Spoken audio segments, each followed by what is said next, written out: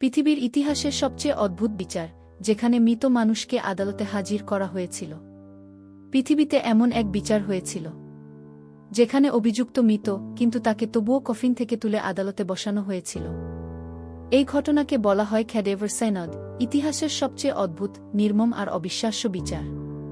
বছরটা 897। রোমের পোপ ছিল ফর্মোসাস।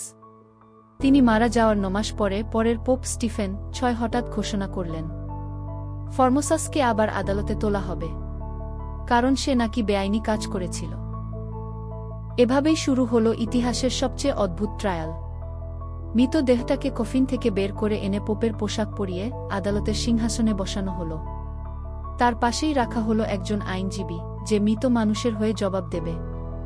স্টিফেন 6 বিচারক।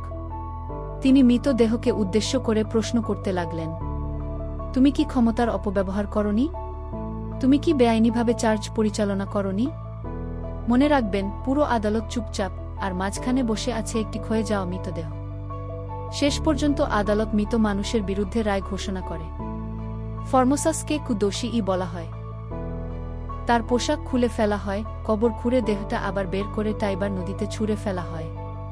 পৃথিবীর ইতিহাসে এটি একমাত্র বিচার যেখানে অভিযুক্ত ছিল মৃত, আর বিচার হয়েছিল সম্পূর্ণ আনুষ্ঠানিক আদালতে। এ কারণেই এটাকে বলা হয় the trial of the dead pope.